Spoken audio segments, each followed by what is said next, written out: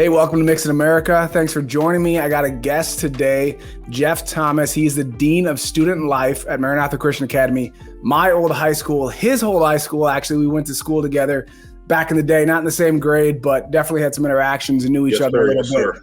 So first of all, Jeff, thanks for joining me, taking the time. Yeah, man. Thanks for having me, brother. I appreciate being here. I appreciate coming out here, be able to chop it up with you. So let's get it.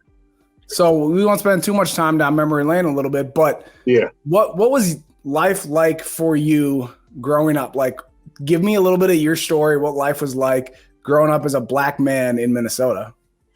So I come from New Jersey originally. I was there till I was 10. And so Minnesota was a culture shock for me because, I grew up around all Puerto Rican black people.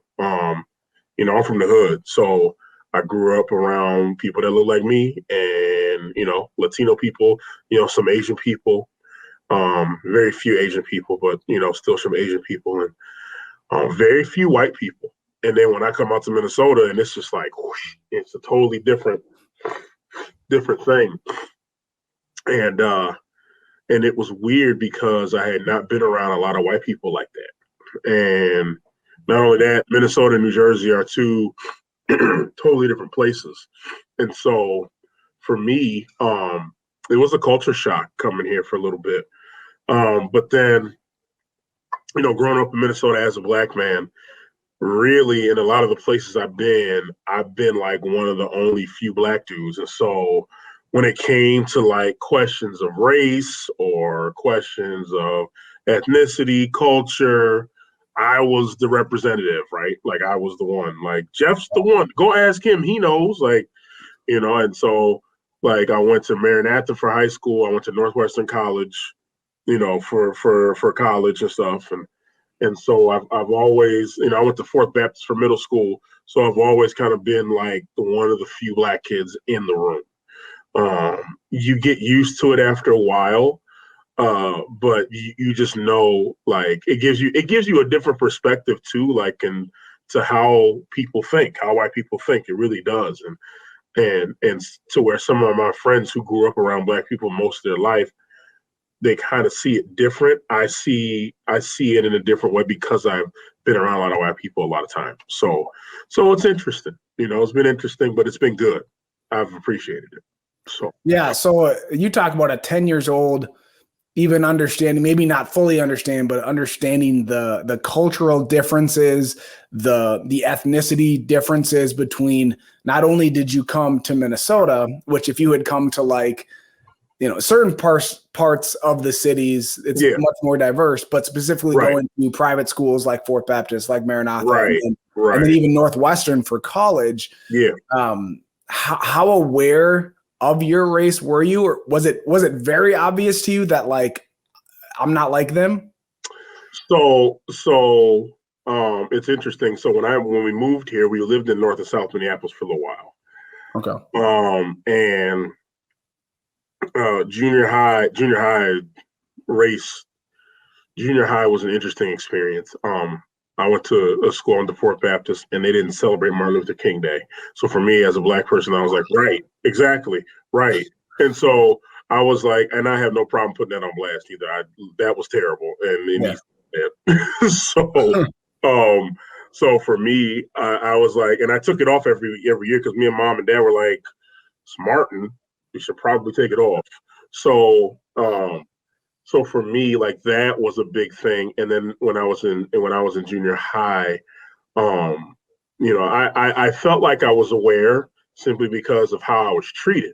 Like when I was in junior high, I was bullied a lot. And so the administrators would never do anything about it.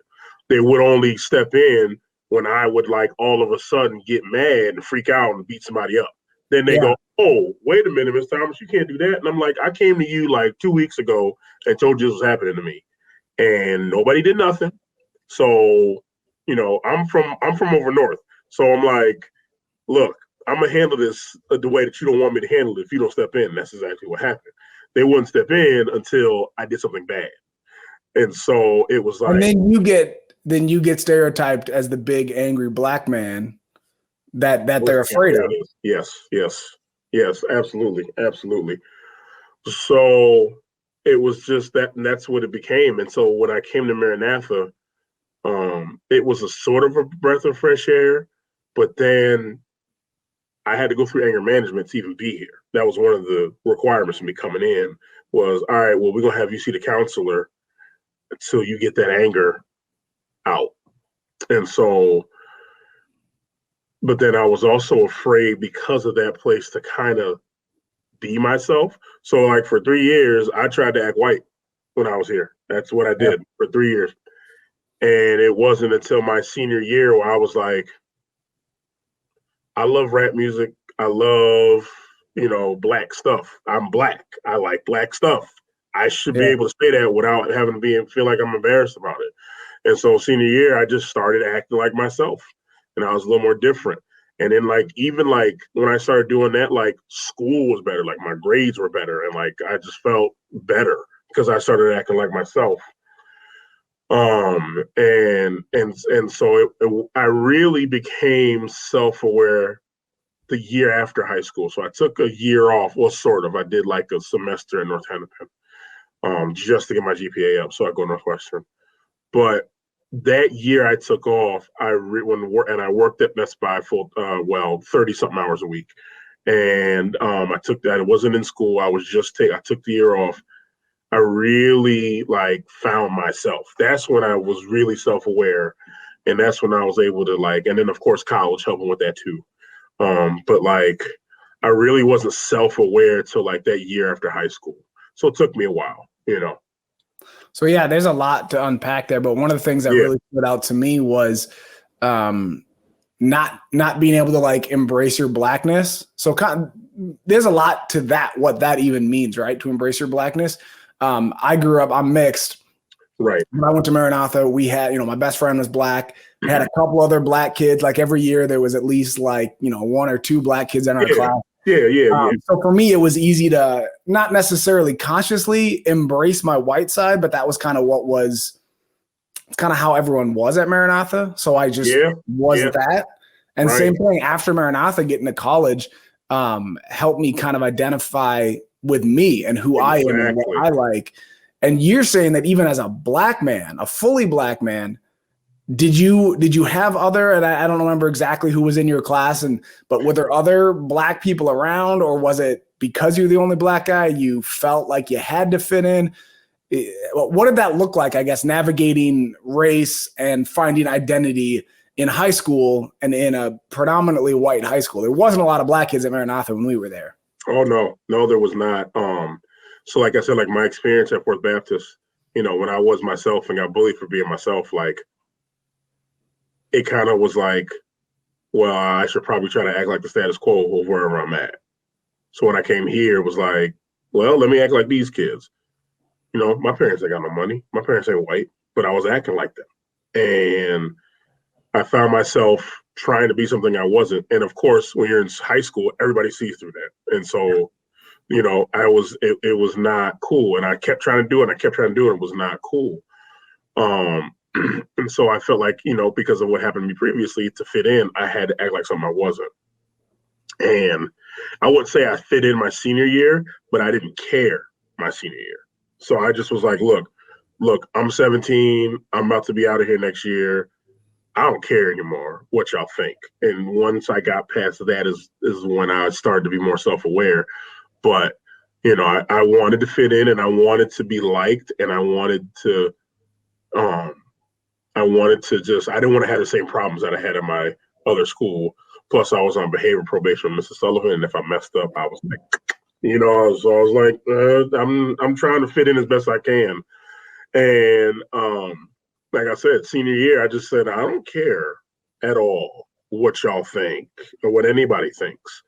I'm just going to do what I want to do. I'm going to watch the shows I want to watch and talk about them and love them and listen to my music and let people know how black I really am. You know what I'm saying? And so Keith was here. Keith played basketball. Keith Cannon, he was here. I was friends with him. Deshaun Coleman, I was kind of cool with him. I knew, We had that one incident my junior year, but we won't talk about that. So, but yeah, I was cool with him, and then Alan Porter in your class, Jason Zia. I knew Jason Zia from Fort Baptist, so I was cool with him and those guys. I was cool with more people in your class, anyways. To be honest with you, I liked your class more than I liked mine. Did you find yourself, whether it was consciously or unconsciously, like gravitating towards the other black kids? Because I'm hearing you name these names, and like you said, the people in my class, or people that weren't necessarily in your grade, weren't necessarily having classes with, but was it consciously? Was it unconsciously? Oh, it was conscious. It was conscious. Yeah. It was conscious. I knew what I was doing. I was like, you know what? Like, I don't have nothing in common with these kids. And I didn't necessarily like shun white kids. Like I hung out with everybody. Like I was cool. I tried to be cool with everybody. But like if it was lunchtime, I was sitting with Keith and I was sitting with Alicia and I was sitting with Alan and all them and Jason, all those guys. Well, when sometimes I would sit with those guys and so that's who I sat with. That we talked, we laughed. Every now and then, like you said, black kids come in, we hang out, whatever, we talk, and that was really it. But again, I know what I was doing. Yeah. So talking about identity in high school is, I think, tough for everybody. Yeah. Me being mixed had my own challenges. You being black with a mostly white school had challenges. Right. Male, female, tall, short, skinny. We all have identity issues, I think, growing in high school. I think that's a tough time. Yeah. You now have influence in a high school at Maranatha over these kids. What do you tell them, or have you talked to them about identity, about, yes, embracing who you are, but it doesn't necessarily mean, okay, because you're a black man, you got to be like an angry black man. You talked about Fourth Baptist thought you had anger issues, whether you did or didn't, but like, you can embrace who you are without like embracing the negative stuff, or even like being black isn't all of who you are. It's a part of who you are. Absolutely. Right.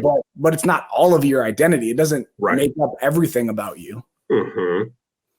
So what do you talk to these kids about? Or if you have, what have you talked to them about? Or what would you say to them? So something I always talk about, especially with kids nowadays that we never had to deal with. I always tell them, don't let social media influence you in terms of like finding your identity and all that kind of stuff. Yeah, you're making us sound really old right now, but we haven't been around that long. So like, dude, I know. We're not that old. We're not that old, but but even still, when we was I'd be thinking too, man, I couldn't imagine Facebook and Snapchat when we was in high school. It'd have been a hot mess, man. No, thank you. Yeah. So but again, like I always tell these guys, like don't let social media like influence you. Do your research. You know what I'm saying? Like look at what we've been through. Especially when it comes to excuse me, allergies are a mess right now. Especially when it comes to finding out who you are. You know what I'm saying? Like, so what do you like? And your identity, like I know black kids that think differently than other black kids because that's their identity. You know what I'm saying? Like there's a group of black kids I talk to that are all athletes, and then there's a group of black kids I talk to that watch anime. You know what I'm saying? So like, what do you like? Don't succumb to what somebody else says you have to be. That's the biggest thing with kids is they're influenced by social media influencers and all this stuff. And sometimes people have good things to say. And sometimes people have, valuable things. You listen to your pastor or whatever, but don't let somebody else be like, oh, well, they said I should be this. I'm going to be this. No, do it because you want to do it and you feel like it's good for you, not because somebody else said it. And that's the biggest thing with these kids is making sure they know that they can do it on their own and they don't need somebody else to help them find their identity. We won't talk too bad about Maranatha since you still work there. I still work at the building. But did you find, for me, I feel like dress code hindered me finding my identity. Oh, definitely. Yep. I am not a polos and khaki kind of person. Right. Right. But that's all I ever wore, because maybe people whose parents could afford to buy them 2 sets of clothes Oh man, could have their own clothes on the side. man. But like I wore khakis and polos all the way through high school because I had Right. to. I never liked khakis and polos, and I never got to, as maybe superficial as clothes are, I never Right. got to kind of experiment or try my own style because I had to wear khakis and polo. You had like one or two out of dress code days a year, but it was like, I didn't have much else to go with. So it was like, did you find that as part of the problem too? Is again, not trying to put Maranatha on blast about dress code, because I'm sure there's lots of good reasons to have a dress code. Well, you know what? This is actually good. This is actually a good thing to talk about because of where Maranatha's at now. So yeah, when we were there, dude, like our hair and stuff, like the facial hair and all this kind of stuff, dude, we couldn't do none of that. Yeah, and I was couldn't like, grow facial hair until after college, anyways. So well, yeah, see, that was the thing. Like I was always growing facial hair, and Mr. Ford would be at the classroom with the razor, like, "Hey, I got the razor. Time to show." I'm like, "Dog, go on, man." And like I couldn't wear the shoes. I see all the shoes. I couldn't wear the clothes and all that kind of stuff. Like if you look at my clothes in college, like I was wearing ridiculous, loud, crazy colors, man. It was insane. I had a hoodie with like all like comic book strips on it, like the whole comic book strip. Like, and my track jacket and my shirt matched my hat, had the chain with the medallion with it. Like I was wearing everything, was crazy. At Northwestern? Yeah, dude. There could have been a lot of other people at Northwestern dressed like that, right? No, not at all. And I didn't even care, man. I didn't even care. It was great. It was great. I love it. And like I had a pair of shorts, dude, with like a shoe on it and laces in it. Like I was wearing crazy clothes, man. Crazy clothes. But yeah, Maranatha, dude, we had to wear the black shoes. We had to wear the certain color khakis. I think they just started letting us wear hoodies my senior year. Let's wear zip-up hoodies. It was really bland. But see now, like the reason why I feel like we have a lot more kids of color here is because we've opened up our dress code. We got all kinds of like shades of purple, like shades of red, different shades of blue, different shades of yellow, different shades of everything. Next year, as quiet as it's kept, we're gonna change the pant colors are gonna be more opened up. The kids can wear whatever shoes they want. You see kids in school with dreads, and braids and like natural hair. The boys are allowed to have long hair, like if they want it. They don't want to cut their hair. Like it's really cool to see it. So I feel like Maranatha has learned a lot in that way of like, y'all are hindering a little bit with your dress code. And I feel like now there's so much more freedom, and these kids still complain about it too. I don't even. I know. Dude, you got to be like, back in my day. I've turned into that guy. Like, dude, when I was here, man, I'm telling you. We're not that old. We're not that old. Not that old, but I've turned into that guy already, man. Like they will complain about this is like, we gotta wear this. Look, you can go back when y'all had to wear skirts during chapel, and the boys had to wear ties. Like, so they've really opened up the dress code, and kids have a lot of freedom within it. So I think now it's really good, as opposed to when we was there, it was hindering, bro. Really, it was, because we didn't have it like that. So now that you're working at Maranatha, what other differences have you seen, specifically when talking about identity, when talking about race, culture, heritage? It is much more diverse. I mean, even just the fact that they have the foreign exchange students. I think there was one. I feel like I remember one when I was there. It may be. But the school is much more, or is it? I guess you're in it. You're there. You talk to the students, you interact with them, you see them. Is there a difference, and how much of a difference between when we were there versus now? Oh man, dude, it's way different. Way different. It's different in terms of race. It's different in terms of like, it ain't just all Assemblies of God. It's like Catholic, it's Lutheran, it's Presbyterian, it's Christian Reform, it's everything. It's not even it's conservative, it's liberals, it's Democrats, it's Republicans, it's independents, moderates, you know what I'm saying? Green Party. I ain't seen Green Party yet. But I'm just saying, like, it's diverse. It's so diverse. And in my opinion, this is what the kingdom of God looks like, right? A bunch of different everything. but everybody loves Jesus. Yeah. Like, that's the crazy part, man, is that it's a bunch of different everything represented, but at the end of the day, everybody loves Jesus. And that, for me, like, I'm like, yep, this is why I need to be here, because I want to be a part of what's going on here. The fact that, like I said, we're 48% diverse. Like you said that, like, it's much more diverse. We're 48% kids of color now. It's like, man, this is really cool. So, way different, man. Way different mentality here in the building than when we were there. Way different. So how did you even get back to Maranatha? And then what has that been like? What have been the good stuff, maybe the challenges? What's that been like? So when I got out of college, about 2011, I actually flew down to Arizona to hang out with my homeboy after graduation. He's from down there. And my head coach from college, Coach Talley, we were talking. He's all, man, I'm proud of you, all of this stuff. And, we're talking. And he said, you need to coach football. I'm like, all right. Like, I would love to coach football. He goes, go on the Minnesota High School State League website, look up a job. And I looked it up. And Edina needed an offensive line coach for 10th grade. I said, yep, Edina? Yeah. So I called. I said, hey, I'm just out of college. Dude was like, hey, we just hired one of your friends. We want you guys to do it together. Like, all right, cool. Yeah. I'm like, sweet. So I was there. I did 10th grade for 2 years. I did 9th grade football for about 6. Was coaching football there. I worked at Southview Middle School in Edina doing security. It started out as security, and then, like, it became, Jeff's the counselor. Jeff's talk the kids off the bridge, off the ledge.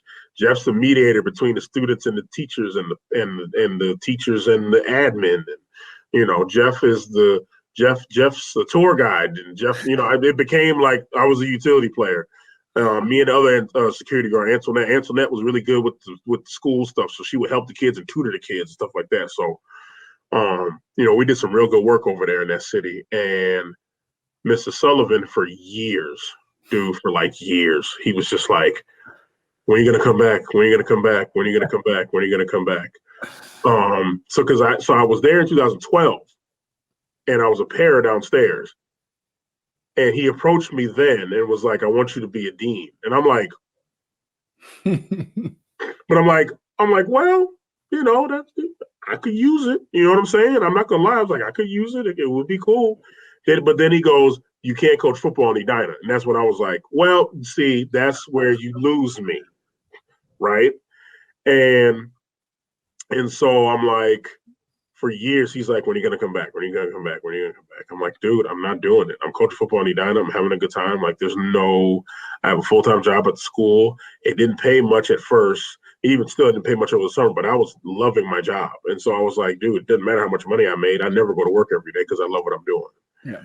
And so I'm sitting in my office one day, and I know I had spoken to Mr. Sullivan about some of the things that Southview was doing in terms of personalized learning and that kind of stuff. And I called him and said, hey, you guys want to come do a site visit? We're holding a big one. We got people coming. He said, look, I want you to be over here. I want you to be a dean. And I've been working in the school system at this point for 7 years. And so working in the school wasn't a big deal for me like it was back then. And I said, he said, why don't you come in and we'll talk about it? I said, okay. So he came in, I went into his office, the ominous Mr. Sullivan office. Went in there, sat at his Knights at the Round Table, and he said, I want you here. We got this many kids. I want you to do this. I think you'd be great here. And it felt right at the time. I had just left Edina football, and I was at Providence, who we co-op with. And the kids was already working on me, and I knew it was Mr. Sullivan telling the kids to work on me. I'm like, stop listening to him. Leave me alone. I'm happy. But that's always when God moves you, Mm-hmm. It moves you when you're comfortable. And so, And so I was like, all right, let me pray on it, think on it. And I did, and it was the right move. And that was 2019. And yeah, man, it's been interesting. Um, you know, I am trying my best at this dean thing. I'm taking a crack at it. I never went to school to be a dean, but I'm doing the best job I can. You know, they let me do Black History stuff, which has been awesome. When it comes to all the stuff on race and all, because with it's no secret what's going on in our society right now, and so they defer to me a lot when it comes to the race and it comes to that kind of stuff, which is fine, which is perfectly fine. I don't mind taking that mantle on because somebody's got to do it. And I'd rather have it be someone than somebody like I know a little bit. I don't know everything, but I feel like looking around the building is kind of like you should probably let me do it. You know what I'm saying? Yeah. And so yeah, I appreciate the things I've been allowed to do here. And it's been cool. It's been cool. So I was going to ask you about that Black History Month. How did that get Yeah. started? What does that look like? You got that committee of those kids. I've met some of them, talked to some of them, had one of them on the podcast not that long ago. What is that? Where did that committee come from? And what is it like? What do they do? Man, so this is a great story. I love telling the story, man. So I get there in January, right? And Mr. Sullivan, you know how he and I'm 2 weeks into the job. We just get done with chapel. We had just gone through some stuff. A couple students had passed, and the kids are really going through it, and we had just had chapel. Mr. Sullivan was there. Everybody was there because the school was really going through it.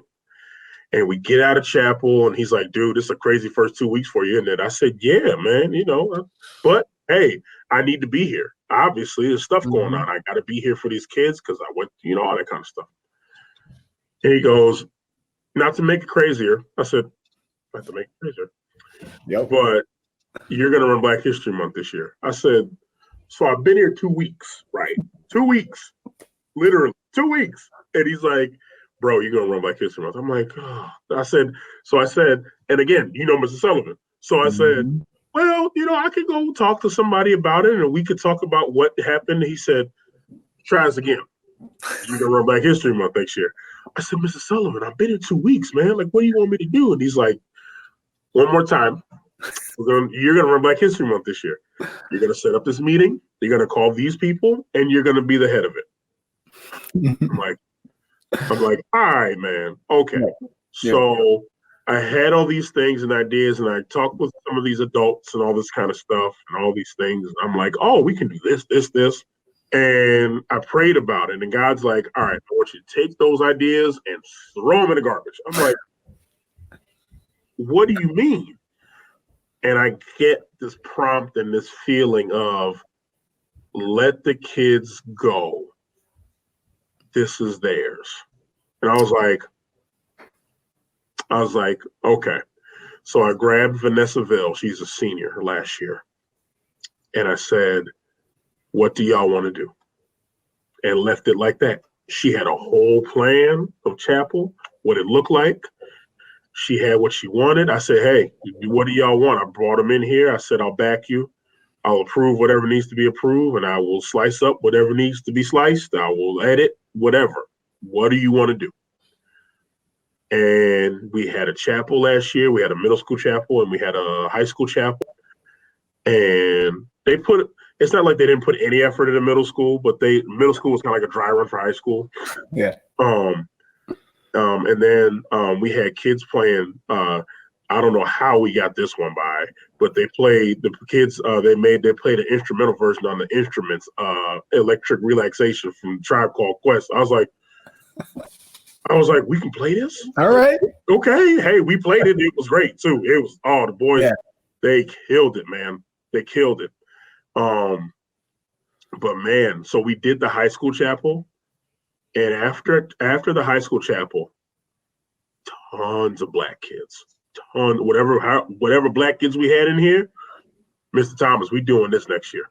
Like, we doing it. What do we got to do? What do we got to do? What do we got to do? And I'm like, man, this is crazy. Kids talking about, man, it was so empowering, all this stuff. I had seniors in here high-fiving and crying and stuff like they won the Super Bowl, because they like, man, like for once we were able to speak. And I was like, okay. So So Vanessa, she's so militant. She comes to my office the next day and she's like, we need a Black student union and we got to talk about Black issues. And I'm like, whoa, right?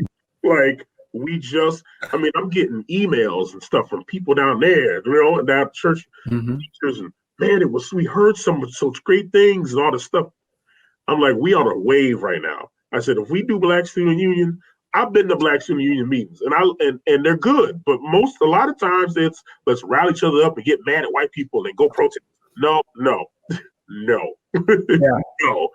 So I said, you know what? We probably aren't going to be able to do that. But what we can do is have a Black History Student Committee, make it an official club. I can go to Mr. Ford, Mr. Sullivan, anybody. I can go to Pastor Mack with us right now and say, hey, let's do this. And they'll be like, all right. Yeah. Because of what we did. I said, if we can continue to do what we did, we got it.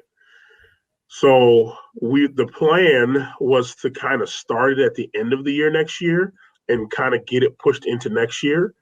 And then COVID happened. You know? And so I was like, and I really wanted those seniors to impart their knowledge on them. And it was like, oh, man. So what I did was over the summer, I grabbed some of the seniors I thought were going to be a part of it. And I called them and we set it up a little bit over the summer. And then we got going in September. We didn't really meet a whole lot because I had football and I was coaching football. And that I'm gone at the end of the day. So the kids kind of had to do kind of their thing on their own. But once we started officially meeting, once football season was done, and we started planning Black History Month maybe in like November and what we wanted to do. And that's when you guys came alongside of us and said, we want to help. And then when that happened, I mean, that's when it really, I don't understand how big this thing has gotten. You know what I'm saying? I didn't think we were going to be able to do anything in the sanctuary, and we did it. And we did it. And were you there? Were you able to watch it? No, so I watched it. I watched most of it online. I actually had a shoot off site that I had to be at. Okay. Really disappointing because I had that on my calendar for a while, but this thing came up and had to be done at that time. Yeah, but I watched most of it online, and it was cool. It was really cool to see. Yeah, man. It was, and again, it sparked out of giving the kids their voice. Like when you give the kids their voice now, and I've learned that through coaching. Like sometimes, like when I'm coaching my 9th grade teams and I'm calling plays, like I'll say, hey, Eddie, what do you want to run right now? The quarterback. What play do you want to run? Well, what do you want to run? What are you seeing? You're out there. I'm not out there. What do you think? Yeah. Well, the corner's cheating up. I said, can we run a fade? Yeah, let's run a fade. What do you want to call? Such and such. He'll name the play. I said, go run it. Because why? Because now he has ownership. Now they have stake and now they have a say. Yeah. And now these kids have a say in what goes on Black History Month, and they are like, like da, da, da, da, they feel powerful. You know what I'm saying? Yeah. And man, it's my friends from public school. They're all like, hey, we watched it. We want to know how you did it. So now I got public schools like, how did you do it? We need to sit down and talk about it because we want it here. East Ridge, Edina, they want it over there. Yeah. And it's gotten bigger than what I thought it would.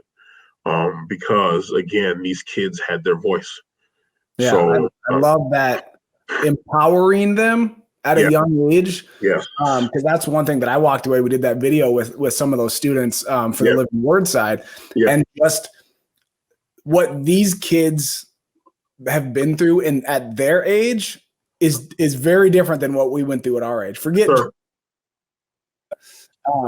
but we didn't have Black people being killed like that on camera when we were growing up. So for them to experience that, and then you have to to empower them, and then to let them be heard. Yeah. And it sounds like to me like you did those two things, and it made a world of difference for these young kids, and it's going to prepare them, really launch them to be better adults and contribute to society. Yeah. And that's what I loved about that chapel, about talking with those students, is just, it gives me, I get excited about the future. I really do. I do too. And what I love seeing and hearing is like we'll be in meetings like early on when we were just kind of getting things going, and they say, we need more white kids in our group. I'm like, yep. And I didn't say nothing. I didn't prompt it. They said that on their own because, again, our overall message is unity. Yeah. And we can't make a group just for black kids. Absolutely not. And they're like, we need more white kids. And we need to educate. And we need to not be angry with everybody. I mean, they're coming up with this stuff on their own. Yeah. Being in those meetings, like sitting back and listening to them, like, man, you guys, man, like, go ahead. You know what I'm saying? Like, so that's the thing is that, and now everybody's like, hey, can your kids do this? Can your kids do that? Like they love the kids in the group. The group is so gun ho. Like, okay, like walkout, right? There's been walkouts happening in schools all over the nation. And rightfully so. You know what I'm saying? Get it. I get it. And our kids wanted to do a walkout. And these knuckleheads didn't want to tell me. But there's people in the group that was like, Mr. Thomas, man, hey, they trying to do this and not tell you, but don't tell them I said nothing, And so I get wind of it, and we talk, and I say, what are y'all doing? I said, what are you doing? You got to let me know so I can help you or so we can do this right. Because now, what does that look like when y'all do something behind my back, don't tell me? Now I got to go to the rest of the administrators and be like, oh, Jeff, you lost control. Should we even have this? You know what I'm saying? Yep. But the fact that they went out, they walked out, they went right to our flagpole and they prayed. This is right after Dante Wright got shot. And I was like, and you had admin and teachers and everybody out there crying because they were just like, because people think Maranatha is starting to kind of lose its Christian. Kids went out there on their own and just prayed for this whole city and this state and this nation. Yeah. We ain't losing nothing. You know what I'm saying? Yeah. God is still prevalent in this school. He's still on top. He's still here. And the fact that these kids did this on their own without me going in and saying, hey, da, da, da, da. I mean, I said, I know what you're doing, but they went out and did it on their own. I didn't tell them to go out there and pray. They did it on their own. So this is what this has led to. I mean, these kids are leading the way in a lot of different things, man. And it's awesome. It's awesome. Like I said, I didn't think it would get as big as it has. And it has, man. It's been great. Yeah, I heard about the walkout and I saw the picture on social media later, and it was powerful. Wasn't it? And hearing the story now makes it even more powerful that these kids were like, no, we're going to go out there and pray. We're going to be different than the rest of the world. Yeah. That's huge. I try to tell them that too. Like, we're not going to be like Black student unions in other schools. We're not going to be like we are not like the rest of the world, and we're not going to be what the world tells us. We're going to be different. And that was very different because everybody else was walking out, protesting, had signs. Yeah. These kids was out there praying, man. Praying. I love that. I love the prayer. I love the unity aspect, what you're talking about, like with Black student unions and some people that, we want to empower these young Black kids, but we don't want to like Black power over white people kind of thing. Like, especially, I'm mixed. So like right. My dad's white. So I'm not trying to and I'm half white. So, most people just think I'm white because I'm pretty light. So I'm not trying to like promote Black over white in any stretch of the imagination. Right. Exactly. But exactly. That coming together, there's so much power in that.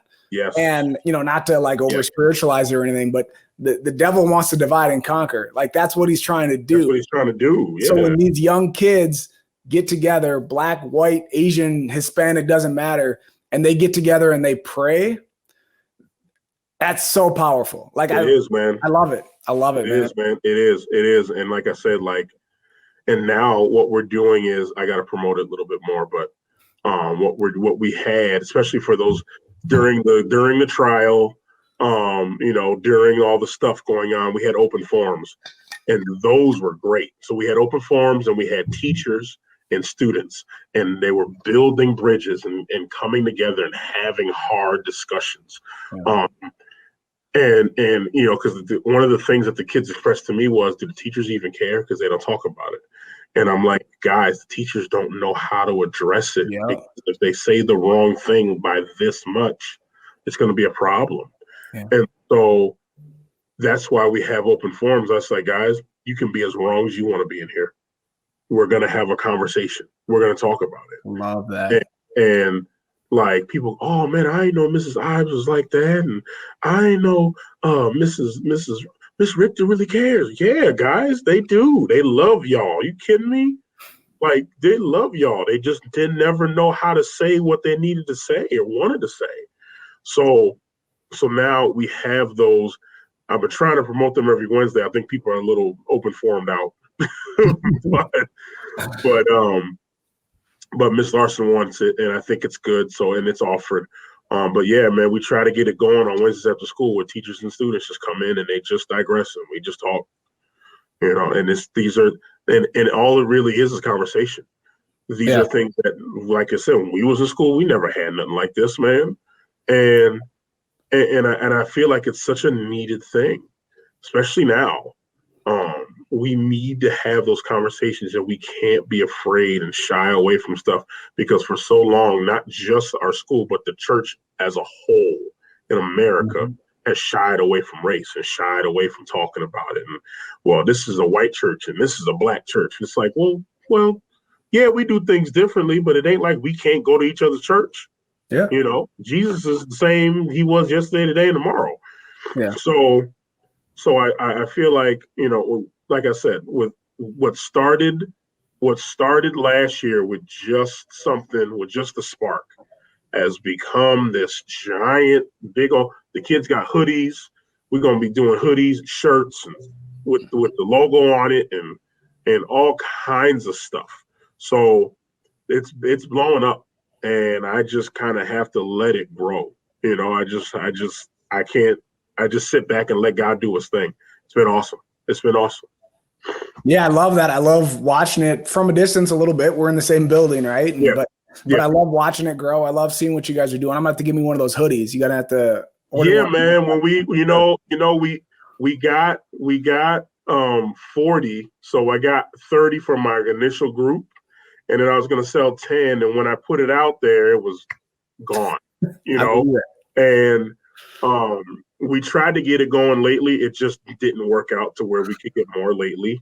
But we're looking at different things and different ways to kind of get, because parents, dude, after the performance, like I have lower school parents, upper school parents, we want the hoodies, man. We need the hoodies. We need the shirts. We need the hoodies because they stand out. They're green and don't nobody else have them. I've seen those. So, and the kids kind of like that. Like, oh, I got something that nobody else has. They kind of like that. So, but yeah, once we get those going, man, I'm gonna put it on blast, and everybody who wants one, I'm gonna hopefully try and see if we can get more. 'Cause like I said, after the performance, we got like 30 more kids join the group. So we got like 60 kids in our group, man. Like I said, we got a lot of kids, man. It's blowing up. So, but yeah, once the hoodies come out, man, I'll let you know. Yeah, for sure. Let me know. You talked about unity in the body of Christ, about people not knowing how to have these uncomfortable conversations, and so therefore they don't have them. Right. You watch, recently, right after the death of George Floyd, that I talked to people that first Sunday, said a lot about a church, about how much they were actually in touch with the people of color in their congregation or in their community. Maybe, I don't know what the answer is, or maybe not that you're trying to solve racism in the next 5 minutes, but nice. What do you think about that? What can, not just our church, but the church, like you said, the church in America, what is some stuff that we can do to help bridge that gap more? Well, like I said, man, like the speaking is our tongue is a double-edged sword, right? It's a weapon, strong, it's powerful. And so, really really having that conversation. We got to talk to each other, but we also can't be afraid to talk about it behind the pulpit. Yeah. Pastors can't shy away. When Philando Castile got shot, my pastor over at New Hope Church, Pastor Matthew, love Pastor Matthew, white dude from Tennessee, right? Loves the Vols, right? White dude from Tennessee to his core. Got up on stage and he said, I don't care if you think the man was innocent or guilty. He said, our Black brothers and sisters are grieving and we need to grieve with them. And for me, I was like, yup, I'm riding with this dude forever because of that. Because Philando Castile, he was like me. Dude worked in a school and the kids loved him and he's gone. And so when he said that, and I've talked to him, he said, Jeff, I've lost friends over my stance on stuff. He said, but I will not stay silent if an innocent person of color is killed. He's like, I won't. And I'll speak about it behind the pulpit. And he does. He doesn't shy away from it. So I think tying the Bible in with what's going on, I think it's good for people to see, God cares about this. Yeah. God cares about this. God wants us to talk about this.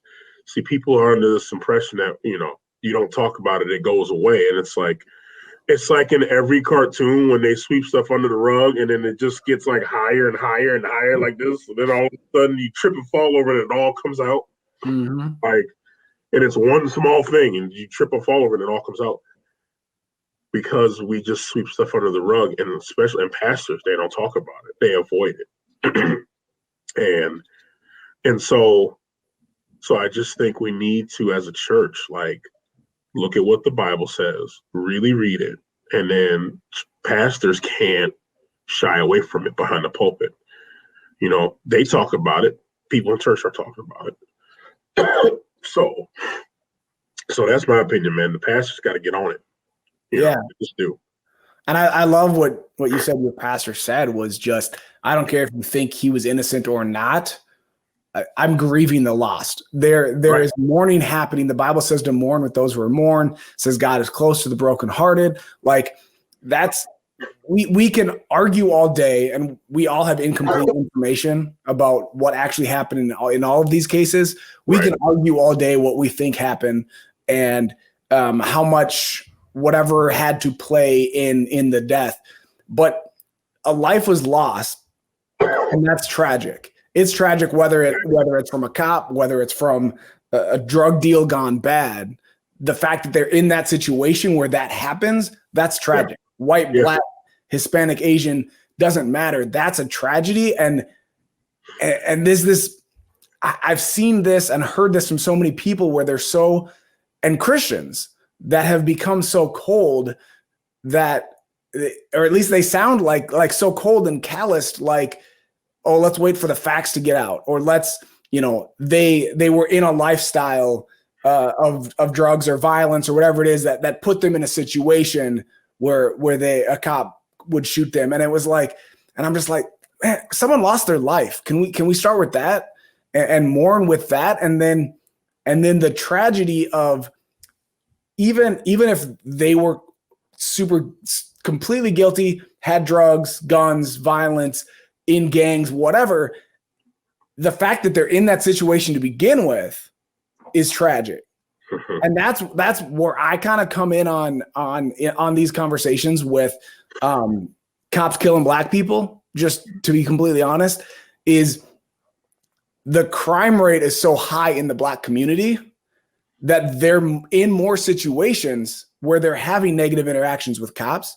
So can we try to figure out that? Can we try to not have, why are the poorest, most crime-ridden communities, why are the minorities there? And I know it's not a simple solution, and maybe that's why people don't want to talk about it, because it's not a simple solution, but we got to break that. We have to do something differently. And that's what's so encouraging about hearing you talking and hearing these students talk, is they're not repeating the same rhetoric that they've heard over and over again from their parents or their grandparents or from the news or from social media. What they're saying is actual change, actual difference, actual unity, actually coming together, praying versus rioting, actually praying and doing those things. I just see a lot of hope, and I love hearing what you're talking about here. Right. Yeah, man. So couple things. So to address people being cold, growing up and kind of working and being in a lot of different white environments gave me a different view on like just how people react to stuff. So when George Floyd was killed, I took a few days to calm myself down, and because you get tired of seeing that as a Black man. You get tired of seeing it's like, can we ever catch a break? You know what I'm saying? That just you get tired of seeing that. And I went on Facebook, and I usually don't go on Facebook and talk about stuff because, again, social media. I'll post like the verse of the day. I'll debate about this video game or that anime or those sports, and then be done, right? Yeah. Because those are all innocent things, right? And so I went on Facebook and I went on this. And basically, what it said was, I didn't go on a rant, but I just spoke from my heart. Because in my opinion, people respond different when they see your pain as opposed to your anger. Yeah, when they see your hurt, they go, when they see your anger, they go, oh man, but when they see your hurt, there's a totally different response, man. So something that, and again, white people always kind of say, well, it's hard for me to do this, it's hard for me to do that. To understand, right? When it comes to understanding us and what we're going through and fear and all that kind of stuff. And I just say, look, and I just say, look, especially with my close white friends, because I have a lot of close white friends. I said, what if it was me? Like what would you do knowing me, right? Jeff doesn't get in trouble with the law. Jeff doesn't get a speeding ticket. Jeff doesn't curse at his mama. Like I don't do nothing. Yeah. What if the news was like, well, he went through anger management when he was in high school, like he had anger problems. What if they found this picture of me in college where I got on some wild stuff and my hat is, like this and I got my medallion on, right? Like, what are they gonna, and so what if they did that? What if they did that? Like, oh man, look at his grades in high school. He averaged a 1.6 GPA. He wasn't a great student. What if the media did that and tried to defile me and then put me in, and I was the one that died? How would you feel? And they go, oh, it would be terrible. We would feel so bad. And some people start crying, like, see, so when it's someone close to them, that's when people start to feel it. And not that people didn't care. Like when I'm not gonna say that about my people. They cared. But really feeling that hurt and really feeling that fear. When George Floyd was killed, again, one of my mom's closest friends, she is my second mom. She's white. She's my second mom. I call her mom. She called me and she's crying her eyes out. And she's like, I feel like you're my Black son. I said, you're my second mom. She did. When mom was out of town, dad was out of town, I was at her place with her family. She helped raise me, that lady. She did. And she said, I'm so afraid for you. And she's crying, literally crying her eyes out. She's like, is this how your mom feels every day? I said, every day. And not that she didn't care before, because she did. But really feeling that fear now that someone that it could happen to them. And it's a very real thing. People, they get afraid. And that's when they start to react differently to things.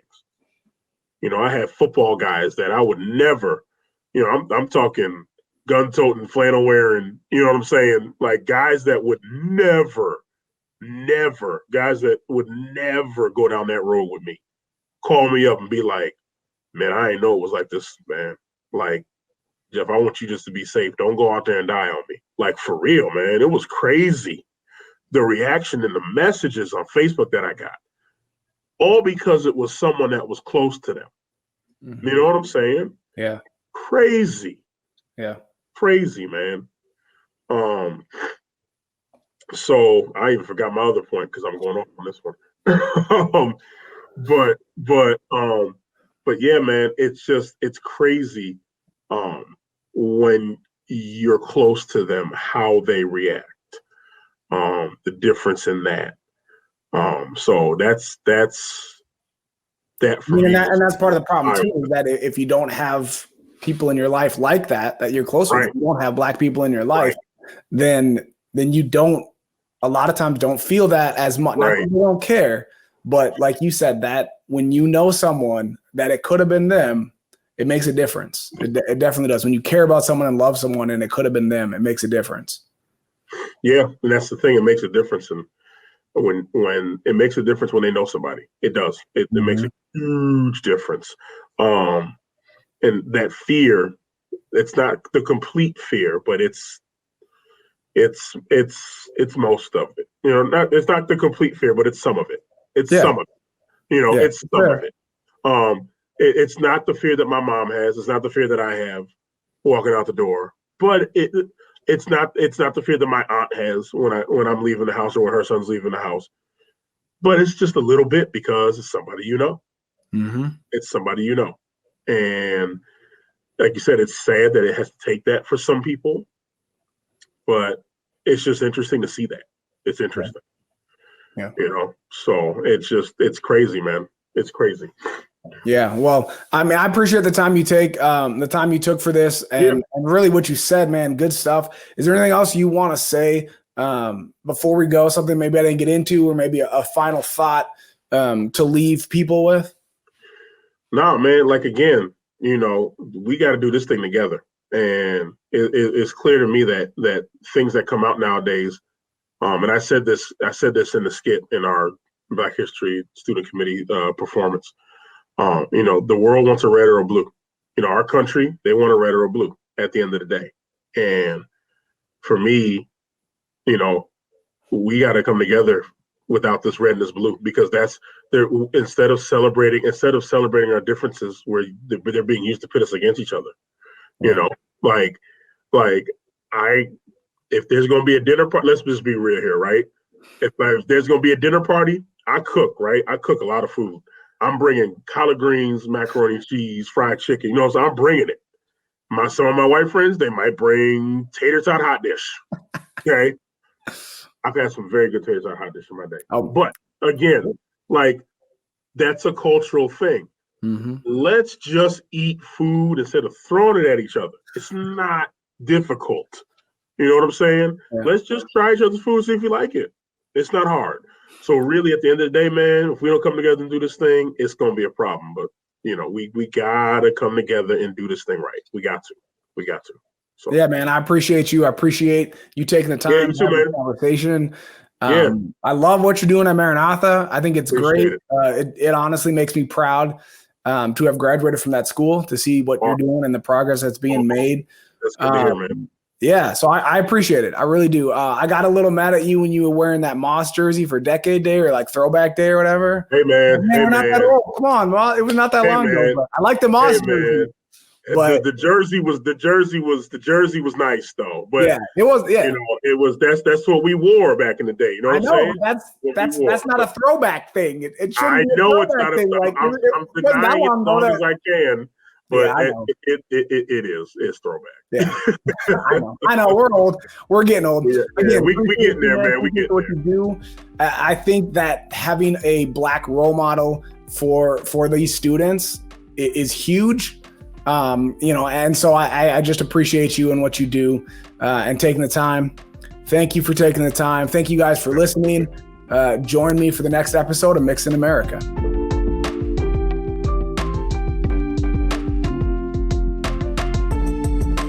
Hey, thanks for watching my video. I hope you enjoyed it. If you did, can you do 3 things for me? Can you like this video, subscribe to my channel, and tell your friends?